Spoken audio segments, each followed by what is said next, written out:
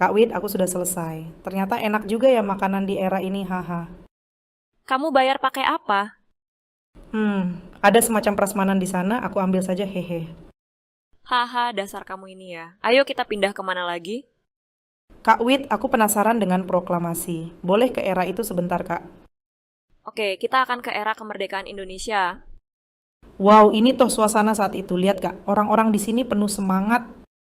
Ini adalah momen di mana identitas nasional kita mulai terbentuk, Ana. Esensi dari identitas nasional adalah membedakan kita dari bangsa lain dan memperkuat kedaulatan kita. Oh, jadi bendera merah putih, bahasa Indonesia, dan lagu Indonesia Raya itu semua simbol negara kita ya? Betul, dan jangan lupa lambang Garuda Pancasila. Semua itu diatur dalam undang-undang dan menjadi bagian dari identitas kita. Kak, tapi kenapa itu semua penting? Kenapa kita perlu berbeda? Karena setiap bangsa perlu diakui secara internasional dan identitas nasional membantu memperkuat posisi kita sebagai bangsa yang berdaulat dan terhormat. Paham, Kak? Lalu urgensi lainnya?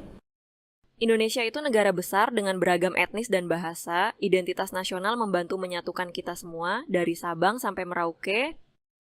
Aku mulai ngerti nih. Jadi Pancasila juga termasuk ya, itu kan jadi dasar negara kita. Iya, Pancasila adalah jati diri kita, menunjukkan perilaku manusia Indonesia yang sesuai dengan nilai-nilai luhur Pancasila. Berikutnya Kak Wit tentang lunturnya nilai-nilai luhur. Aku kurang paham kenapa semangat gotong royong dan kesantunan bisa luntur begitu. Oke, pertama kita akan pergi ke era tahun 50-an, pasca kemerdekaan Indonesia, di mana semangat gotong royong masih sangat kental. Kita lihat langsung dari sana. Lihat, Ana, orang-orang di sini lagi bahu-membahu membangun desa. Semangat gotong royong sangat kuat karena mereka semua punya tujuan yang sama, yaitu membangun negara baru yang merdeka. Pantas saja ya Kak, tapi kenapa di masa kita jadi berkurang ya? Banyak faktor, Ana. Modernisasi, individualisme yang makin meningkat, dan mungkin juga karena pengaruh globalisasi. Semua itu perlahan mengubah cara pandang dan perilaku kita. Oh begitu ya. Terus bagaimana dengan Pancasila yang belum menjadi acuan perilaku sehari-hari? Untuk itu, kita bisa melompat ke era reformasi. Saat itu muncul banyak perubahan sosial dan politik. Mari kita lihat bagaimana masyarakat menghadapi perubahan tersebut. Di sini kita bisa lihat banyak orang mencari jalan pintas untuk sukses, baik dalam politik maupun bisnis. Ini salah satu contoh mengapa nilai-nilai Pancasila mulai terlupakan. Kak Wit, ini jadi jelas banget sekarang. Aku bisa lihat langsung dampaknya. Lalu, bagaimana kita bisa menghadapi tantangan ini? Menurut Undang-Undang tentang bendera, bahasa, dan lambang negara serta lagu kebangsaan, kita harus mulai dari diri sendiri dan komunitas kita. Mengamalkan nilai-nilai itu dalam kehidupan sehari-hari, belajar dan menghargai lebih dalam tentang Pancasila. Berarti selain belajar dari sejarah, kita juga harus aktif menjaga dan mengamalkan nilai-nilai tersebut ya Kak. Tugas berikutnya Kak, jelaskan aspek etimologis dari identitas dan nasional. Itu apa Kak? Untuk itu, mungkin kita bisa mengunjungi arsip atau perpustakaan lama di masa lalu yang menyimpan dokumen-dokumen tentang asal-usul kata dan pemakaian pertama kali di konteks bangsa. Wah Kak Wit, tempat ini penuh dengan buku dan dokumen lama. Semuanya tampak begitu antik dan berharga. Benar, Ana, mari kita cari bagian yang memuat dokumen-dokumen sejarah.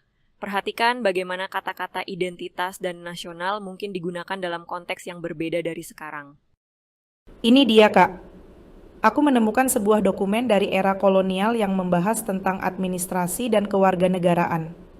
Ternyata, identitas digunakan untuk merujuk pada ciri-ciri yang membedakan satu orang dari orang lain dalam dokumen resmi. Itu menunjukkan bagaimana konsep identitas mulai berkembang. Sekarang coba cari bagaimana nasional mulai digunakan untuk menggambarkan elemen-elemen yang menyatukan bangsa. Ada artikel tentang debat politik di mana mereka menggunakan kata nasional untuk mendeskripsikan perasaan kebangsaan yang melampaui suku dan daerah. Kata ini mulai sering muncul ketika mereka berbicara tentang persatuan di antara berbagai kelompok di Nusantara. Itu artinya konsep nasional berkembang sebagai cara untuk menggambarkan kolektivitas dan kesatuan bangsa yang lebih besar dari sekedar kumpulan orang atau wilayah. Jadi identitas nasional jadi cara buat kita mengakui dan merayakan apa yang membuat kita unik sebagai bangsa dan juga menghargai perbedaan kita ya Kak. Tepat sekali. Identitas nasional tidak hanya tentang simbol-simbol seperti bendera atau lagu kebangsaan, tapi juga tentang nilai-nilai bersama yang kita junjung tinggi sebagai sebuah bangsa. Ada tugas juga, Kak, tentang cari tahu unsur sosiologi dan politik dalam identitas nasional, seperti pembentukan kesepakatan antar warga negara. Itu gimana, Kak? Kita bisa nonton kegiatan kongres kebudayaan atau pertemuan-pertemuan antar suku yang terjadi di masa awal pembentukan negara. Jadi kamu bisa lihat bagaimana identitas nasional dibangun dari interaksi dan komunikasi antar budaya. Kak Wit, lihat itu. Ada perwakilan dari berbagai suku yang mengenakan pakaian adat mereka. Semua terlihat begitu unik dan berwarna. Ya, perhatikan bagaimana mereka berdiskusi dan bertukar pikiran. Mereka sedang membahas bagaimana memadukan unsur-unsur budaya yang berbeda untuk memperkuat identitas nasional kita. Apakah itu yang mereka sebut dengan Bhinneka Tunggal Ika, Kak? Berbeda-beda tapi tetap satu jua. Tepat sekali, Anna. Konsep tersebut sangat penting dalam membentuk fondasi dari identitas nasional kita.